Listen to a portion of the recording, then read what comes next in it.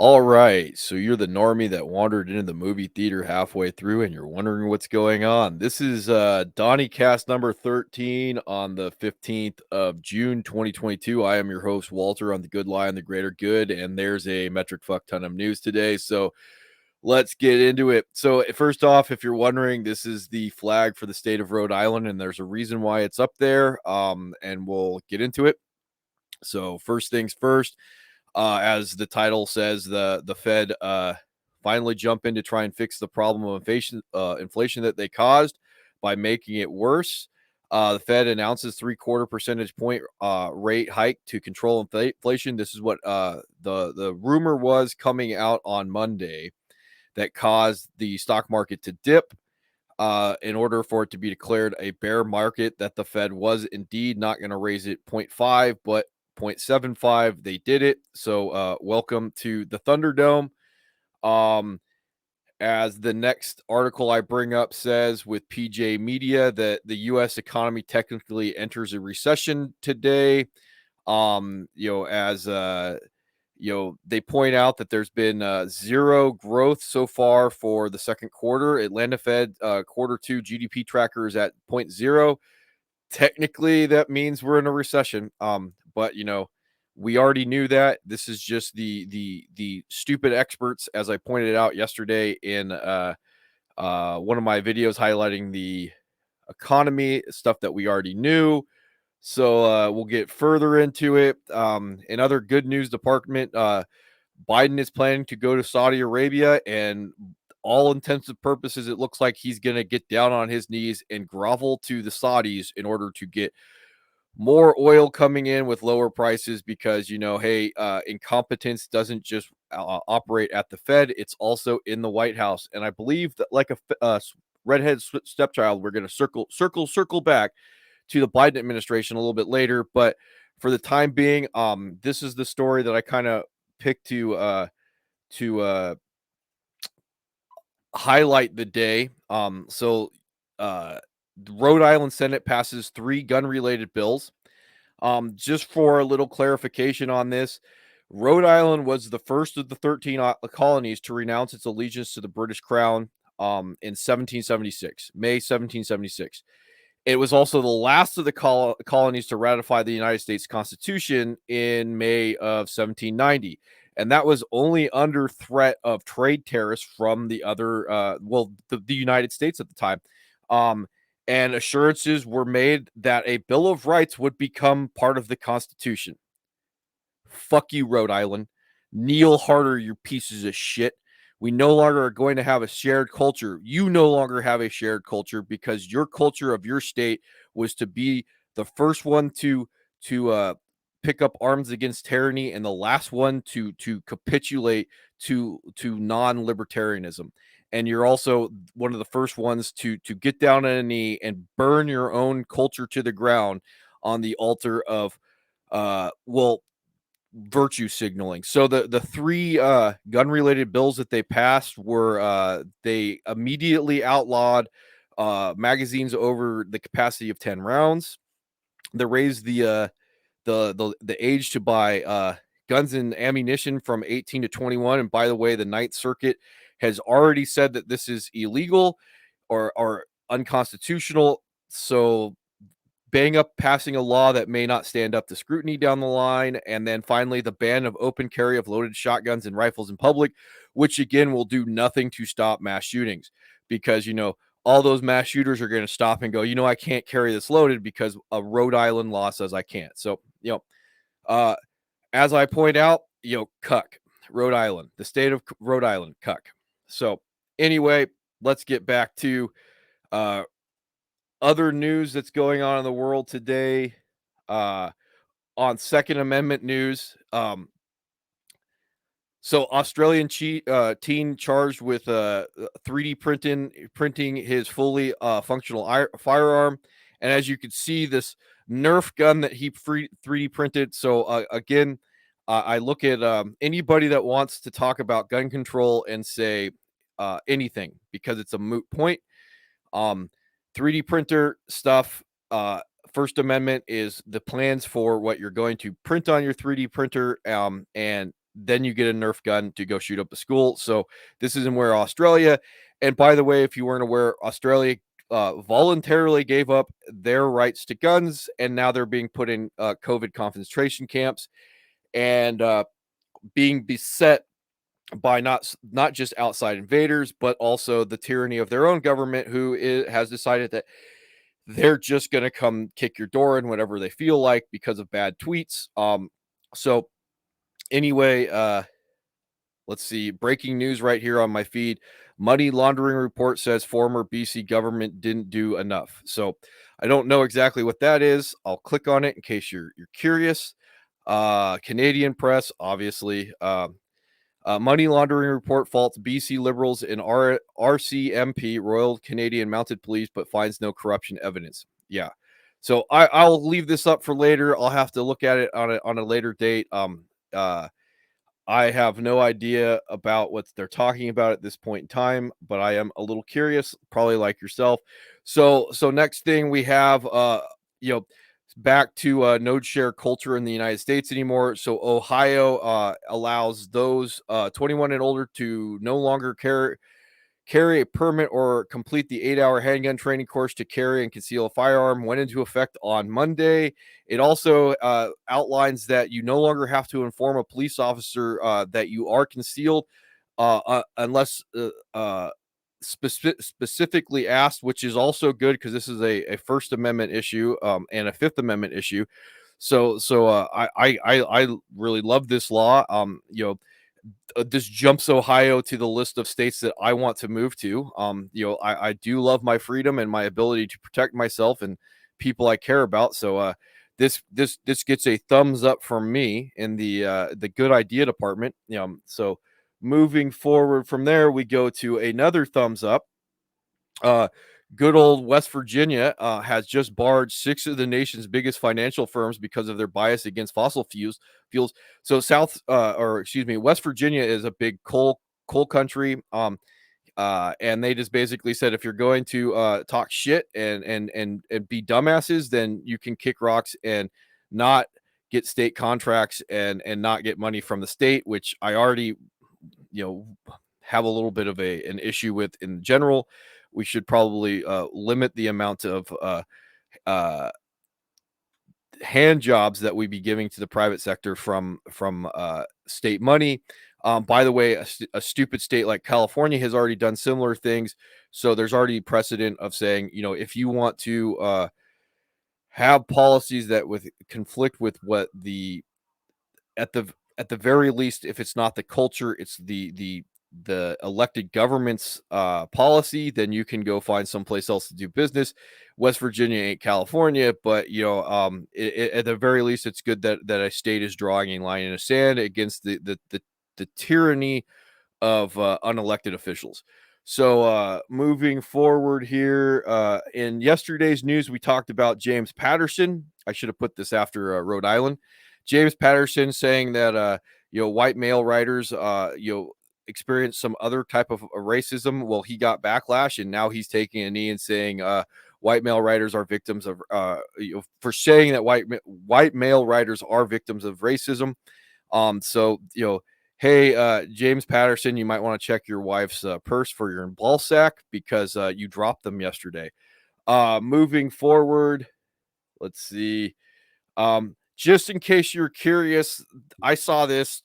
I thought it was stupid, but I did read about it. Trump issues 12-page statement amid January 6th hearing alleging he plotted a coup. This is poorly worded headline to get you to click on it.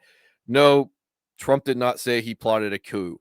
He wrote a Trump-esque statement refuting the fact that the January 6th committee says he plotted a coup. So, yes, it means very little to me. It's not news. It just sounds like someone's trying to get you to click, and they got me, so they probably got other people too. So let's see.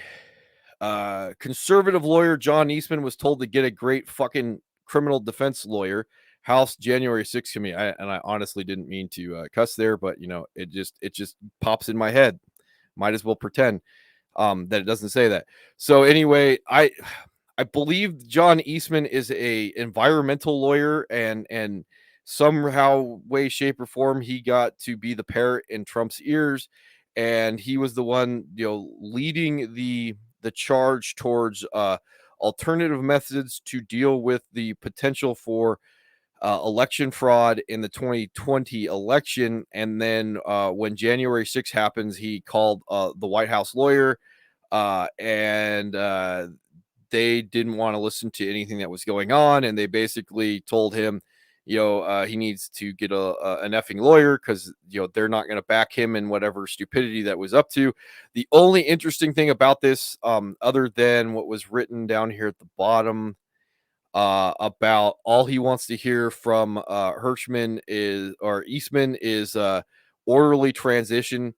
So the only interesting thing is, whatever was going on in the White House, this goes to a bigger problem with our politicians and other people in positions of power. Is, I got to ask where you're getting your news from, because you and I are not getting the news from the same place. We don't have the same values when it comes to what we would consider news, because again, something like this, like, there, it doesn't matter what you or I think about what occurred during the election, who the winner was.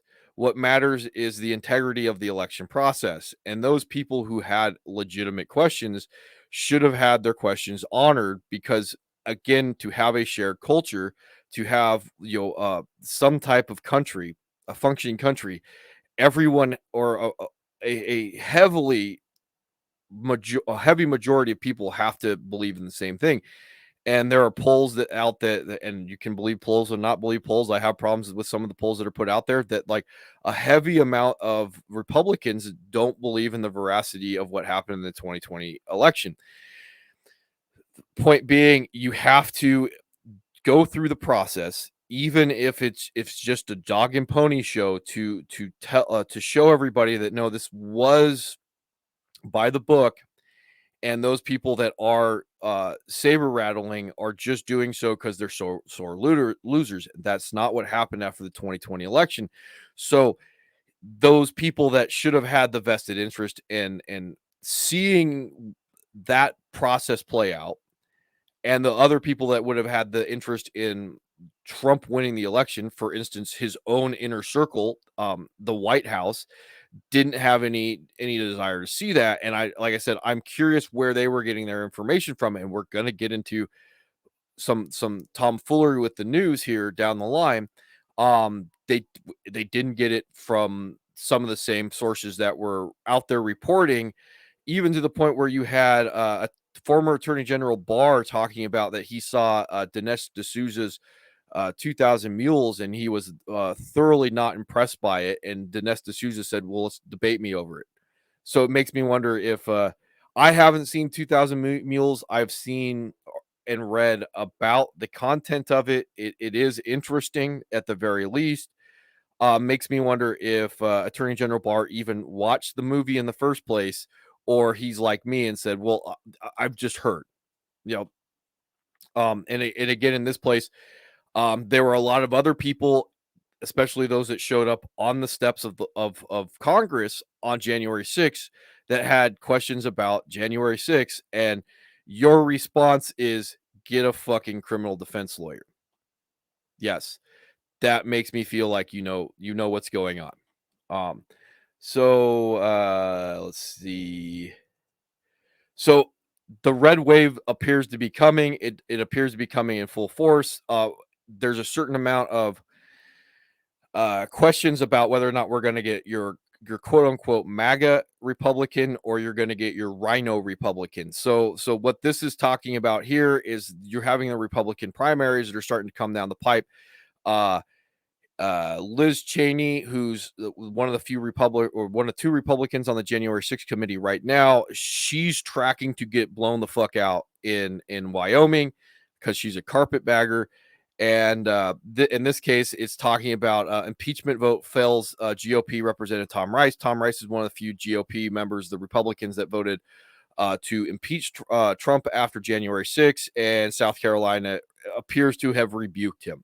Now, he's not not all the Republicans that voted to impeach Trump got or not all the, how shall we put this, not all the MAGA Republicans are winning, but again, it's showing that there's not just a red wave, but probably a particular red wave that's coming, and what the currents are doing beforehand is still going to be interesting, at least to me. So let's see. In other news, this is one of the ones that really popped out on me yesterday. So you have Republican Myra Flores flips Dems House seat in South Texas, and according to this from Politico, Myra Flores she's flipped the seat that it's only got until January left to go before for re-elections, but this is a seat that has not gone Republican since I think it says Reconstruction. Yeah, it says Mexican-born Congresswoman and the first Republican to represent the Rio Grande Valley area since Reconstruction. However, she will only hold the seat till January, and she beat out another Hispanic Democrat to another Hispanic, a Democrat in this case, to take the seat. And it also goes to show that some of the narratives, like she's the first Mexican-born congressman, um, I there's a certain narrative about like certain people, let's call them conservatives or Republicans, when it comes to a far nationalist bent, and things like this kind of go to show that there may be a commonality of culture on the right that is being very deceptively uh propagandized by the left, and in this case, like, there were Hispanic. She represents an area that was 45% Latino, but she decided that she's going to put an R on her chest and go out and represent them. And it didn't seem that the Republican Party in general, nor the residents of her area, really cared about her race, her her sex, her political affiliation, nor where she was born. So this is a pretty good indication. Again, the tea leaves are saying red fucking wave, and it's going to be of a particular ilk of in that red wave, a particular species of plankton inside that red wave, and that's a reference to El Nino out in the West Coast. So let's see. Moving down the line, like I said, there's a lot of stuff today, and I'd like to keep it under 30 minutes if I can do that for you. So GOP spends millions on election volunteers to search for fraud. This is 6 hours old. It says, I've read similar articles about this. It's from the Washington Post, where good journalism goes to die. Speaking of my cultural entropy this weekend. So it's talking about the GOP has signed up for 14,000 poll workers and 10,000 poll watchers nationwide. Again, it's almost like where there's smoke, there's fire. It's almost like the GOP didn't think that the DNC would go out and do something during the elections of 2020 that they went out and did. And now the GOP is responding by doing something that they didn't do in 2020. Now, I don't know exactly what allegations there were about the 2020 elections, but the Republicans are responding as if some of those allegations may have a little bit of veracity to them. I don't know what happened in the 2020 elections that would cause them to do such a thing, but I'm sure that the January 6th committee would say that the claims of election fraud are entirely bogus.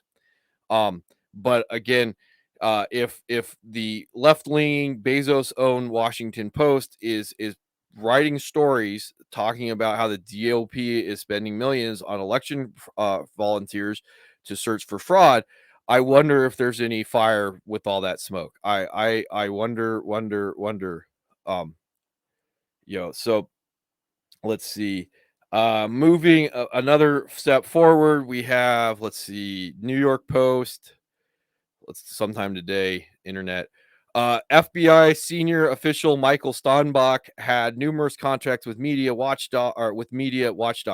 So this shitbag trader right here, he allegedly retired in 2017 rather than face an internal ethics investigation into what he was up to, and this this article speaks of during a particular time frame. It looks like 2015 to 2017.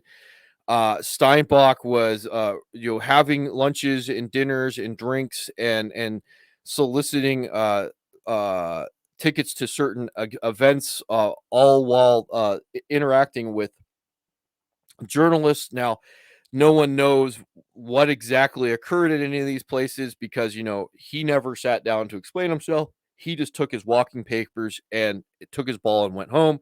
It's just interesting that you would have someone, that was at one point working. I think he was the right here, assistant counterterrorism director, and continued named executive assistant director of National Security Bureau. What might he have been doing? Hey, laying down with dogs, journalist, bad journalist, more than likely. What might he have been discussing with them? What might have accidentally been slipping out at certain points? Who knows? But this is the type of culture that was being created by where is it? The current, oh God, the name is actually slipping my mind. Director Comey. The senior official said, "I think Director Comey, more than any other director I've ever heard, fully understood the concept that we're only as good as our ability to listen to information with people." So this is the culture that Comey was cultivating, I guess, at the time. This is what they're trying to say. Comey, who had no backbone when it came to standing up for to Trump, when he said that Trump was attempting to bully him in regards to, say, Russia investigations and other such things. This is the culture that was being cultivated in the FBI. If I had to guess, if someone were to ask me my 2 cents, I would point out that maybe the FBI is too politicized at this point. There are too many bad apples for it to continue to operate objectively as the highest investigative branch in the country, but I'm just some guy sitting behind his computer. So let's see. There we go. The next one up for us today. Biden nominates prosecutor who helped convict Derek Chauvin to become federal judge. Again, the politicization of our institutions. Again, whether what we all can at least agree in this case that the visual of Derek Chauvin kneeling on the neck of George Floyd was rather difficult to watch. So the results of the trial, depending on how well you followed it, like, everyone's opinions may be mixed. Um, he was convicted. Derek Chauvin was convicted of murdering Floyd, but, and this is where our big asterisk, by the way, the Attorney General in Minnesota, Keith Ellison, is a piece of shit. Um, the big asterisk is, should you be rewarded for a political victory? Or at the very least a politicized victory? And my answer is no. Someone like this should not go on to become a federal judge, because there's a very good chance that he's never going to look clean when it comes to how he has to be a judge in any case. He's always going to have the taint of being one of the prosecutors that convicted George Floyd. He's always going to look a particular way, and it's going to be very hard for him to appear to be unbiased. And yet, so to take the knee in this case, the good knee, and say, I'm going to take one for the team, and I'm going to do my due diligence as a public servant, again, as a servant, knowing that there are going to be ramifications for this down the line, meaning you can't become a federal judge. But yet he was nominated by the Biden administration, and again, the politicization of courts, I don't like it, because in order for you to be have been selected by Keith Ellison um uh as part of the special prosecutors for the case, you're probably already dripping with partisanship, and I have some questions behind it. But who cares about what I think? Let's see.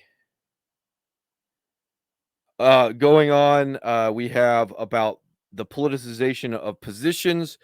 In the Biden administration, Biden names Julie Chavez Rodriguez as White House senior advisor. She is the granddaughter or great great granddaughter of labor activist Julio Cesar Chavez, who I have rather mixed opinions of. She was, and the biggest thing is she's slated now to be like the first Hispanic woman in a position at the White House. Who cares? Because there's always, you could always put caveats next to first of everything, but the nepotism to have had the access to be put in the position to even get to the point where you're in this role is rather dubious, especially because uh it actually points out within the article that she's really big on rights for immigrants. And I find this funny because if you know anything about good old Julio Cesar Chavez and what his views were on illegal immigration, well, I just typed in Julio Cesar Chavez illegal immigrants, and from ABCU's Cesar Chavez complex history on immigration, Huffington Post, which is left-wing garbage, confronting Cesar Chavez stance on illegal immigration. Cesar Chavez used terms like, and I can't say stuff like this on YouTube, we'll just call them W backs and illegals to describe, I mean, like Cesar Chavez nuanced views on undocumented workers. I there are certain things that Mr. Chavez and I might have in common, but I don't think his granddaughter has in common, and neither do I think she has them in common. Or Mr. Chavez's views on certain things end up reflecting on the Biden administration. But it's a win. You get the optics of it. Like, hey, look, you didn't do anything to deserve this. You're probably stupid, but you had a grandfather who is known for his labor activism. So yeah, come on board because you got the right skin color and the right plumbing. Super bang up job of Biden administration. What's going on with that inflation and the gas prices? Oh, I don't care.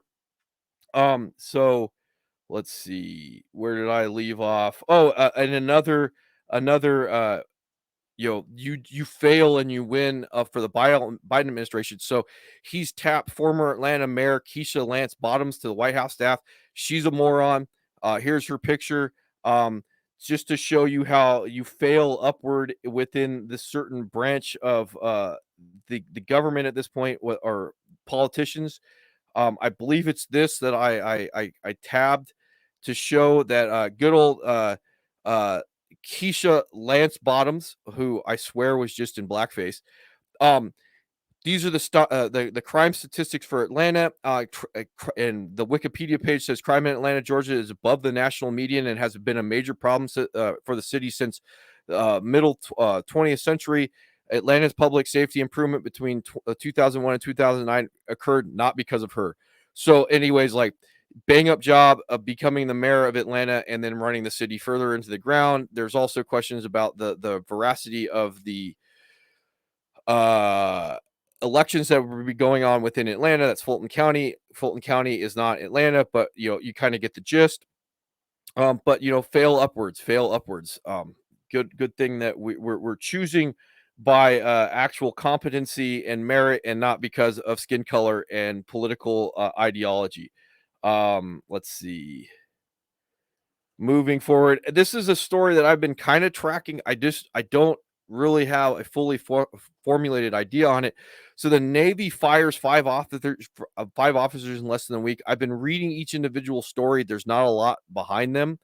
Um, but the interesting thing is, and I was in the Army, normally they don't publicly, quote unquote, fire officers. It's just not what happens. Like, this is tantamount to burning them at the stake, because they can't really go anyplace else and do anything, because they're always going to have the taint by their subordinates that they got fired. And in this case, it points out that it was due to loss of confidence and ability to command.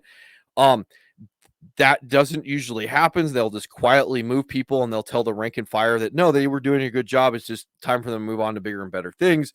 So for them to burn them on the stake,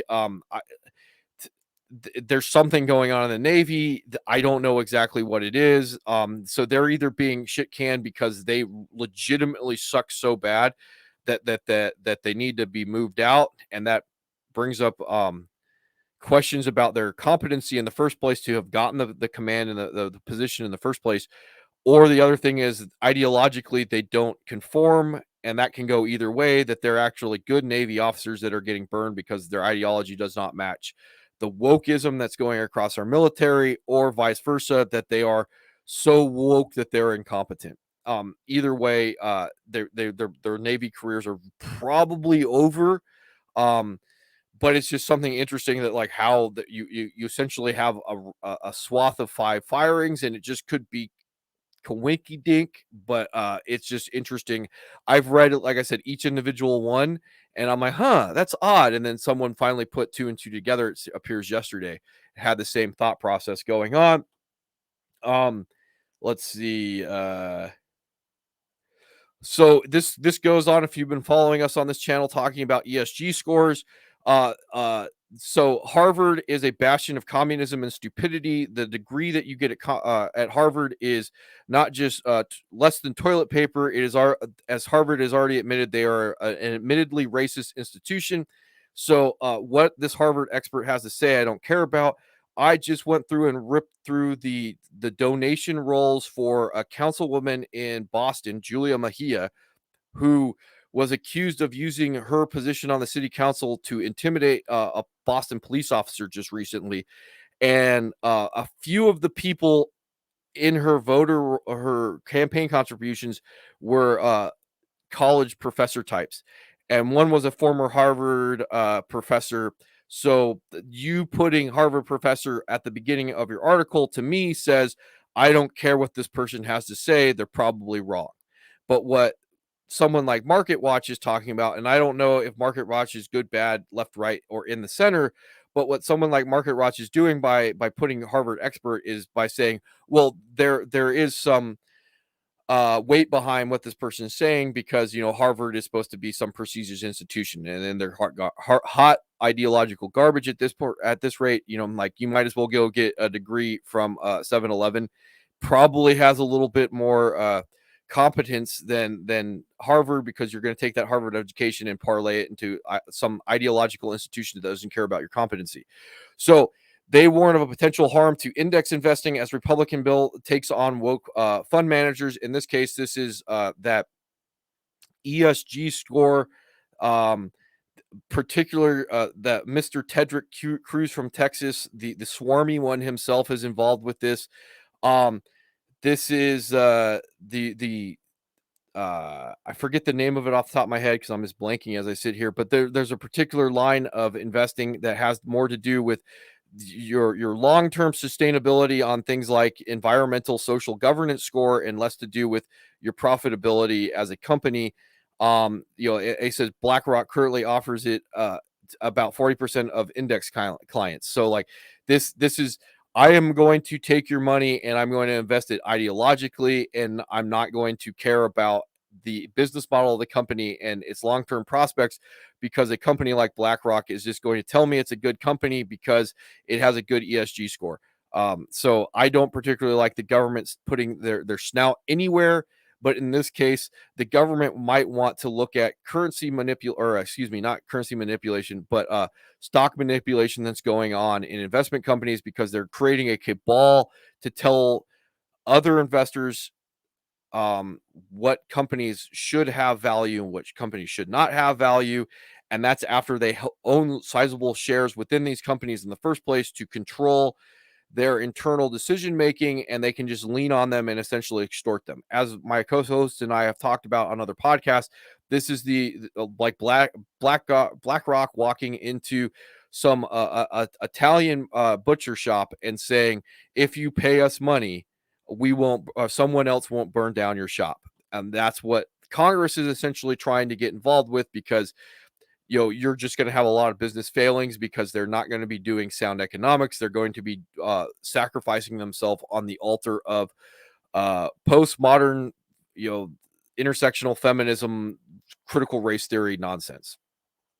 So that came up. I thought that was interesting. Like I said, I believe this is the next story that we have to look at. This is just a video. I'm not going to play the video, but it's Canada's health minister, something stupid, I can't pronounce stupid languages, said Tuesday that the government plans to change the definition of what it means to be fully vaccinated against COVID-19 to reflect the advice from a number of healthcare experts over the past few months. Currently, fully vaccinated is defined as 2 doses of the vaccine, though now they're going to change it to 3. That's the long and short of it. So again, fuck you, Canada. You're not a real country. Let's see. And then we get to the crux of today's story about why the media is completely worthless. So I typed this in. Wikipedia is trash, but hey, they're the first thing that pops up. Again, access is a problem. So Ukraine Biolabs conspiracy theory about the Russian invasion of Ukraine and yada yada yada. They don't exist. That's what the Wikipedia page is going to say. They don't exist. But it's a thing. People were talking about, oh, there's biolabs in Ukraine. So what I went and did today is just typed in biolabs in Ukraine. Well, here's a whole bunch of stories talking about biolabs in Ukraine because, after months of denial, U.S. admits to running Ukrainian biolabs. So I click on the first tab, and it goes to whatever People's World is. Oh, it's continuing the Daily Worker, founded in 1924. Well, what is the Daily Worker, you ask? Oh, it's a communist magazine. So after months of denial, U.S. admits to running Ukrainian biolabs, and there's 46 Pentagon-funded biolabs in Ukraine handling dangerous pathogens after previously dismissing the charges as Russian propaganda. So I guess they've been there and they've been funded, and the White House and Pentagon lied. But I guess there's nothing to really talk about because they said one thing and the media didn't follow the story because they're absolutely worthless. Journalism dies in darkness, and yeah. So that is the 15th of June, 2022. We hit a little bit of time today because there are a lot of stories to talk about.